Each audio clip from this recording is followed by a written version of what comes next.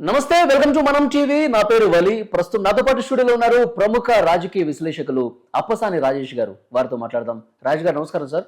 రాజేష్ గారు, విజయసాయి రెడ్డి గారి వివాదం ఇప్పుడు ప్రస్తుతం మీడియాలో దుమారం రేపుతున్న విషయం తెలిసిందే. ఆ వివాదం సంగతి అటు ఉంచితే ఆయన మాట్లాడిన నిన్న ప్రెస్ మీట్ పెట్టి జర్నలిస్టులను హెచ్చరించే విషయం కావచ్చు, అరే ఒరే అని చెప్పి తిట్టడం కావచ్చు, అసభ్య పదజాలం కావచ్చు, అంటే రాజ్యసభ ఎంపీగా ఉన్న వ్యక్తి ఈ రకమైనటువంటి వ్యవహారాన్ని ఏ విధంగా చూడాలి మనం? రాజ్యసభ ఎంపీ అయిన మాత్రాన సంస్కారం ఉండాలని లేదు కదా. ఎందుకంటే నిన్న ఆయన ప్రెస్ మీట్ పెట్టిన సందర్భం, గత 3 రోజులుగా ఉన్న వివాదం, ఆ వివాదం లోతుల్లోకి వెళ్ళడం నాకు ఇష్టం లేదు. ఎందుకంటే అది ఒక కుటుంబ సమస్య.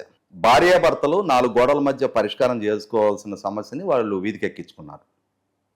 ఆ వీధికి ఎక్కించుకోవడానికి వాళ్ళు చెప్తున్న కారణం వచ్చేటప్పటికి ఇటువంటి పెద్దల ప్రమేయం ఉండటంతో వ్యక్తిగా నేను డీల్ చేయలేని పరిస్థితి అయిపోయింది కాబట్టి నేను వాళ్ళ మీడియాకి ఎక్కాను అని చెప్పని అందులో ఒక పక్షం వాదన విమర్శిస్తూ అతను చెప్తా ఉన్నాడు. ఆ మదన్ మోహన్ అనే అతను బాహటంగా చెప్తా ఉన్నాడు.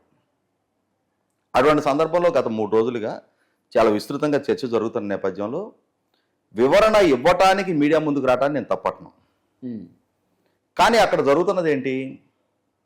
ఇష్యూ ఈరోజు తన దాకా వచ్చేటప్పటికి తానే వివరణ ఇవ్వాల్సిన, సంజాయిషి ఇవ్వాల్సిన పరిస్థితిలో పడిపోయేటప్పటికి విజయసాయి రెడ్డి గారికి ఎక్కడ లేని నీతి, నియమాలు, సాంప్రదాయాలు, కట్టుబాట్లు, విలువలు ఇవన్నీ గుర్తుకొస్తూ ఉన్నాయి. కానీ మనం ఏం చేసాం? అందరికీ శకునం చెప్పే బల్లి కుడితిలో పడిందని ఇవాళ ఇన్ని శుద్ధులు చెప్తున్న విజయసాయి రెడ్డి ఆయన రాజకీయ ప్రస్థానం మొదలైన నాటి నుంచి నిన్న ఆయనే చెప్తున్నాడు, రామోజీరావు నన్ను గెలికాడు అని చెప్పని, నేను సంవత్సరం పాటు రామోజీరావుని వేధించాను ట్విట్టర్ ద్వారా అని చెప్పని. ట్విట్టర్ ద్వారా నువ్వు ఎటువంటి భాష వాడావు? ఒక రామోజీరావుని వాడావా? మీ ప్రభుత్వంలో ఉన్న లిక్కర్ పాలసీ లోపభూయిష్టంగా ఉంది అని చెప్పని మాట్లాడిన దగ్గుపాటి పురంధరేశ్వర గారిని ఏమని మాట్లాడావు నువ్వు? ఏ భాషతో సంబోధించావు? ఏ విధంగా ఆమెను టార్గెట్ చేసి మాట్లాడావు? మర్చిపోయావా? నోరు తెరిస్తే కులాల ప్రస్తావన చేస్తున్నావు. వ్యక్తిగా నీకెవరితోటైనా వైరం ఉంటే, నీ దగ్గర సమర్థత, నీ దగ్గర నీ వాదనలో బలం ఉందనుకుంటే వారిని డైరెక్ట్గా వారి పేరుతో సంబోధించి మాట్లాడు. వాళ్ళ కులాల గురించి ఎందుకు ప్రస్తావిస్తున్నావు? గుణం లేనాడే కులం పేరెత్తుతాడు అని చెప్పని ఒక మహాకవి చెప్పున్నారు. నీ దగ్గర గుణం లేదు కాబట్టే, నీకు నీ నాయకుడికి కూడా గుణం లేదు కాబట్టే స్టేట్ ఎలక్షన్ కమిషనర్ని కులం పేరిట నీ నాయకుడు సంబోధించాడు.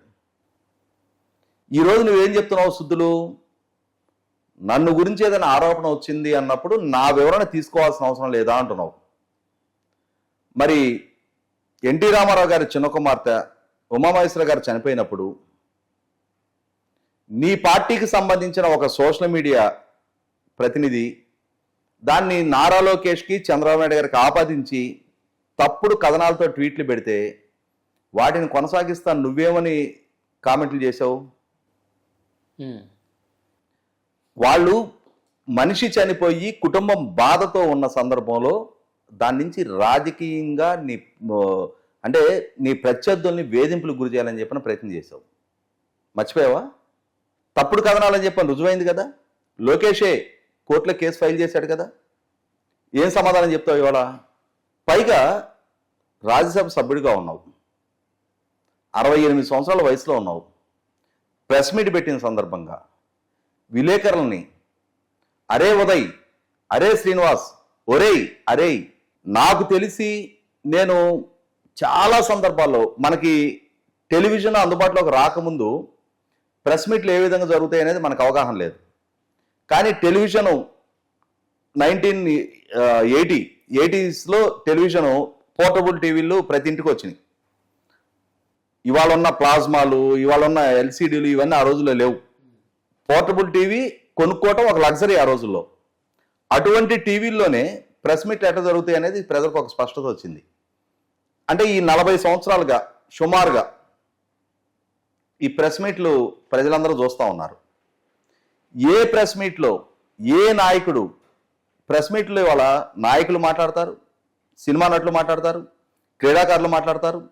అంటే ప్రజలను ఉద్దేశించి ఏదైనా ఒక అంశాన్ని ప్రజలకు తెలియజేయాలి అనుకున్నప్పుడు మీడియాని ప్రెస్ మీట్కి పిలిచి కొంచెం స్థాయి గల రాజకీయ పార్టీలు అటువంటి వాళ్ళు అయితే వాళ్ళ కార్యాలయాలకి పిలుస్తారు. వ్యక్తులు, సంస్థలు అయితే ప్రెస్ క్లబ్కి వెళ్ళి అక్కడ ప్రెస్ని అడ్రస్ చేసి వాళ్ళు చెప్పాలనుకున్న తెలియజేసి వస్తారు. ఈ రోజు దాకా ప్రెస్ మీట్లో విలేకరుల్ని అరే ఒరే అని సంపాదించిన ఒక్క సందర్భం కూడా నేను చూడాల. లైవ్లో ఎదురుగా కూర్చున్న జర్నలిస్టులని, ఇతనికి కొన్ని మీడియా సంస్థల మీద ఆక్రోశం ఉంది, ఆవేదన ఉంది, బాధ ఉంది, ఆవేశపడతా ఉన్నాడు, వాళ్ళ గురించి సంబోధించాడన్నా నేను అర్థం చేసుకుంటా. కానీ అక్కడ పాల్గొని నువ్వు పిలిస్తే వచ్చారు వాళ్ళు, నువ్వు అడ్రస్ చేస్తున్నది వాళ్ళు కవర్ చేస్తున్నారు, నీ సమాచారాన్ని ప్రజలకు చేర్చే వ్యక్తులు వాళ్ళు ఉద్యోగ ధర్మం మీద అక్కడికి వచ్చున్నారు. వాళ్ళు చదువుకున్నారు, నీ స్థాయితో పోల్చినప్పుడు ఆర్థికంగానో లేదు స్థాయి పరంగా వాళ్ళు చిన్నవాళ్ళే అయ్యి ఉండొచ్చు, వయసులో కూడా చిన్నవాళ్ళు అయితే అయ్యి ఉండొచ్చు, కానీ వృత్తిపరంగా వాళ్ళకు ఒక డిగ్నిటీ ఉంది. మర్యాద ఇచ్చిపుచ్చుకోవాలి. అరే ఉదయ్, అరే శ్రీనివాస్, ఒరేయ్ అరే, ఇదే ఈ సంస్కారమా నీకు నేర్పింది? రైతు కుటుంబంలో పుట్టానని చెప్పుకుంటున్నావు, నువ్వు రైతు కొడుకునని చెప్పుకుంటున్నావు, నేను చార్టెడ్ అకౌంటెంట్ చదివానని చెప్పుకుంటున్నావు. సిఏ ఆర్టికల్స్ చేసేటప్పుడు, ఎందుకంటే నేను బీకామే చేశాను, నా ఫ్రెండ్స్ చాలా మంది సిఏ చేశారు. సిఏ ఆర్టికల్షిప్లో ఉన్నప్పుడు వాళ్ళకి నేర్పించే నియమం ఏంటి అంటే, ఆర్టికల్షిప్లో ఉన్న ఆ చార్టెడ్ అకౌంటెంట్ దగ్గర ఆర్టికల్షిప్ చేసే ఎవరైతే స్టూడెంట్స్ గానే పరిగణించవచ్చు, వాళ్ళని కూడా ఒకరినొకరు మీరు అండి అని సంబోధించుకోమని చెప్తారు. ఎందుకంటే చార్టెడ్ అకౌంటెన్సీ అనేది, ఆడిటర్ అనేది సమాజంలో ఒక గౌరవప్రదమైన వృత్తి. రేపు సమాజం మీకు గౌరవప్రదంగా మిమ్మల్ని గౌరవంగా ట్రీట్ చేయాలి అని అంటే మొట్టమొదట మీ సహచరుడికి మీరు గౌరవం ఇవ్వండి, తర్వాత సమాజం గౌరవం ఇస్తుంది. నువ్వు సమాజం ముందు నీ సహచరుడిని అరే ఒరే అని పిలుస్తుంటే సమాజం కూడా అరే ఒరేగానే హ్యాండిల్ చేస్తుంది. ఇది సిఏ ఆర్టికల్షిప్లో ఆ ఫెలోస్కి ఒకరికొకరికి మర్యాద చూపించుకోవడం అనేది నేర్పిస్తారు. ఇతనికి ఆ సంస్కారం నేర్పలేదా? ఇన్ని సంవత్సరాలుగా వృత్తిలో ఉన్నావు, ఇన్ని కీలక పదవులు చేసావు, ఇవాళ ప్రజాప్రతినిధిగా ఉన్నావు, పెద్దల సభకి ఎన్నికై ఉన్నావు, 2వ టర్మ్ కొనసాగుతూ ఉన్నావు, బ్యాంకు డైరెక్టర్గా పనిచేస్తున్నావు, నీకు ఆ సంస్కారం నేర్పలేదా? తిరిగి అదే ఉదయ్ తన వయసుకి ఏంట్రా విజయసాయి రెడ్డి అంటే నీ తలెక్కడ పెట్టుకున్నావుడివి? నువ్వు అరే ఉదయ్ అన్నావు, నీ స్థాయికి గౌరవించి నీ వయసుని మన్నించి ఆ కుర్రాడు నీకు ఆ విధంగా స్పందించలా. కానీ మీ సహచరుల్ని ఆ విధంగా అమర్యాదగా సంబోధిస్తుంటే అక్కడ పాల్గొన్న మిగిలిన విలేకరులు ఏం చేస్తున్నారు? మీకు ఆత్మవిశ్వాసం లేదా? ఆత్మగౌరవం లేదా? ప్రెస్ మీట్కి పిలిస్తే వచ్చాం, మర్యాద ఇచ్చిపుచ్చుకోండి, ఈ విధంగా సంబోధించొద్దు మమ్మల్ని అని చెప్పని ప్రతిఘటించాల్సిన బాధ్యత లేదా? ఇవాళ విజయసాయి రెడ్డి అయ్యాడు, రేపు ఇంకొక వీధి వేరే స్థాయి వ్యక్తి కూడా అదే విధంగా సంబోధిస్తాడు కదా మిమ్మల్ని. మీ గౌరవాన్ని మీరు కాపాడుకోవాలి కదా. మీ సహచరుల్ని దూషిస్తా ఉన్నాడు అతను.